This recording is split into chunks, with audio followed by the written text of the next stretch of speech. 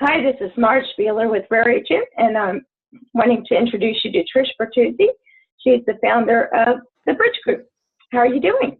I'm doing great, Marge. How about you? I'm doing great. It's great to see you and your smiling face. And been a few years, but it's a lot of fun. I've always enjoyed speaking with you, and you've mentored me in the past on some things, so it's great. Well, thank you. If you don't mind, you're welcome. Take 5 minutes and kind of talk about your career, how you got from, when you first started to where you are today. Oh my goodness. All right. Well, first, let me tell you a little bit about myself. So I am Trish Bertuzi. As Marge said, I'm the CEO of the Bridge Group. We are an inside sales consulting and implementation firm focused on the B2B tech space. I founded the company in 1998. And since then, we've worked with over 380 different clients. How I got my start was I was a waitress back in the days of the 3 martini lunch. And I used to wait on the CEO and the VP of sales and the CFO from a tech company. I worked at Ken's Steakhouse in Framingham. And every day they would come in, and after a number of months, the CEO looked at me and he said, "You know what? You are rude, obnoxious, arrogant, and hungry, and you should be in sales." So I said, "Give me a job." And he did. He gave me a job selling something back then that was called the computer installation data file. And I took to it like a duck to water. I'm like, why do people think sales is hard? Like selling over the phone. I was made for this, right? So I did that. And then I went to my next company and I built a team. Back then it was called telemarketing. Today we call it sales development. Then I managed the team. Then I went to the CEO and I said, this stuff can be sold over the phone. He's like, "No, it can't." I'm like, "Yes, it can." He's like, "No, it can't." I'm like, "Yes, it can. Let me try it." Selling it over the phone. Built a team there. Left there, went to become a director running telemarketing and telesales. Left there to become a VP of sales at an equity partner in an outsourcing company called Telesales Inc. Then in 1998, entrepreneurship struck. I started the Bridge Group with the thought that, hey, if it doesn't work, I'll get another job. And here I sit. Happy, great team, great clients, great life.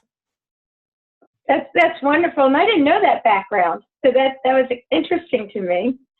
And I waitress too. I think that just kind of, you get so used to different people, it's easy to interact, and then when you get on the phone, you interact, right? There you go.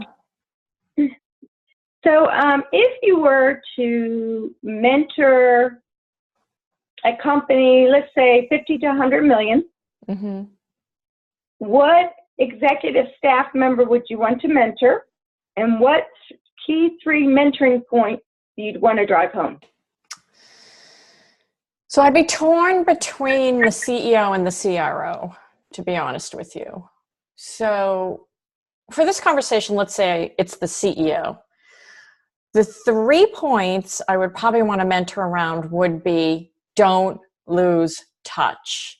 I think quite often CEOs get so far removed from the nuances of their business. They're so focused on numbers. They're so focused on board presentations. Maybe they're focused on acquisitions, that sometimes I think they get really far removed from the nuances of the business. And those things include, who are we hiring?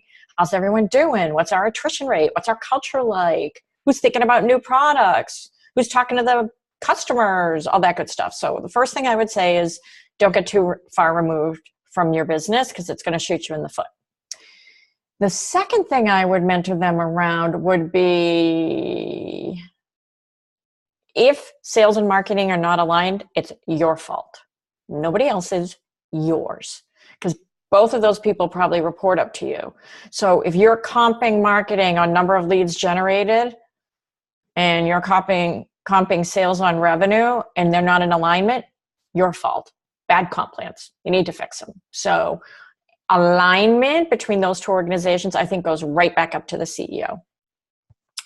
And then finally, I would say to them, you're not as smart as you think you are, because nobody is. So make sure you do peer networking, make sure you do self-development, make sure you're reading books, going to events, talking to your customers.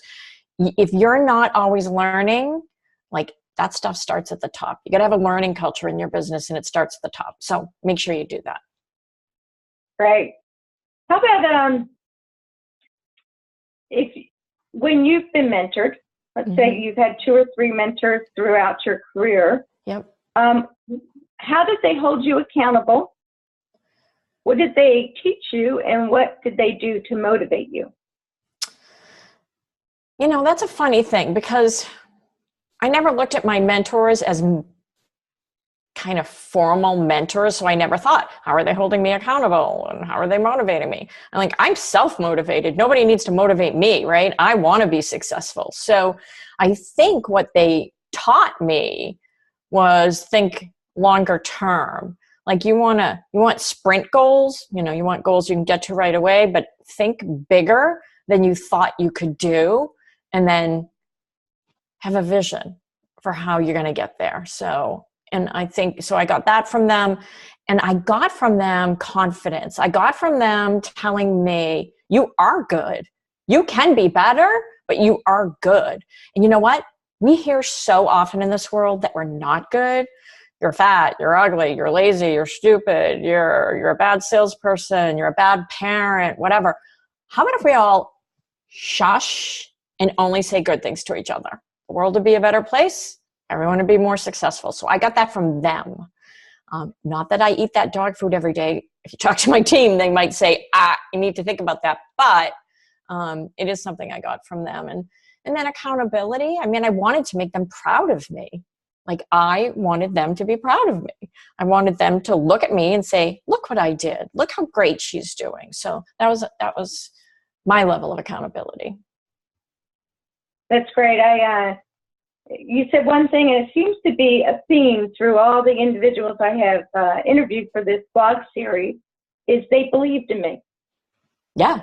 Maybe I didn't know I could do it, and maybe even I thought it was a little bit above my capability, but they believed in me enough to give me that chance. So I thought that was interesting. The other point that somebody brought out that I thought was so spot on was, you got to learn to lead yourself before you can lead somebody else. Yeah. Yeah. I was like, wow. So, yeah. Great. Yeah. So let's talk about assessments. And I know I have a CEO coach. They've made me take assessments for myself. I kind of giggle at some of the things that I've learned about myself. I'm an extrovert, which most people probably know, and I have a hard time shutting up at times because I have a memory auditory problem. So they are teaching me how to compensate for that, which is late in life, but at least I'm learning, right?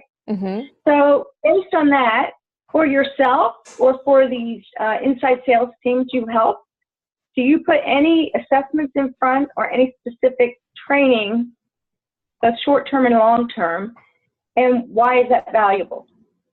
So no, I don't put assessments in front of them. Most of the companies I work with may or may not use one assessment methodology or another.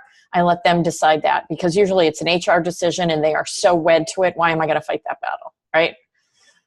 We do have things like grit tests. I'm a firm believer in grit in sales. Those are on our resource page on our website. But assessments, not my thing, right? There are other people out there that have whole businesses built around that, and good for them. It's just not my thing.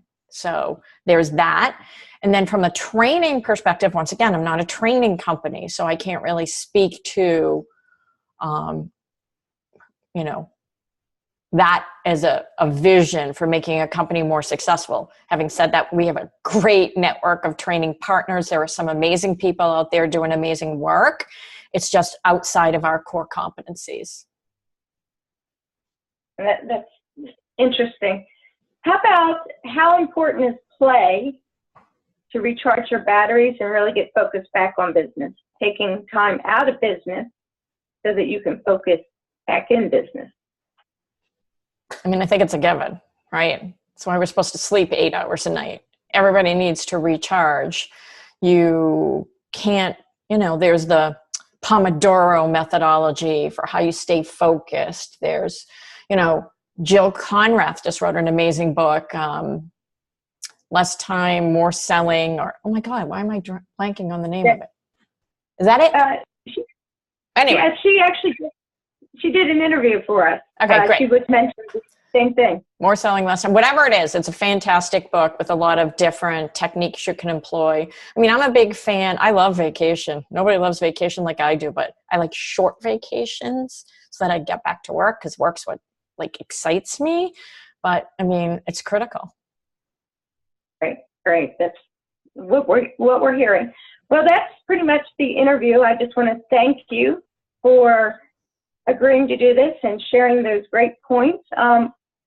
We will put it up in a blog, and we'll also put it up on YouTube, and you'll be able to share it with your fans and customers and vice versa. And I just want to thank you because you've been an idol and a mentor. We met at ISP, and it's been great. Long time ago. Yeah. Yeah. Okay. All right. Well, thank you. My pleasure. Okay. Have a great one. Bye-bye.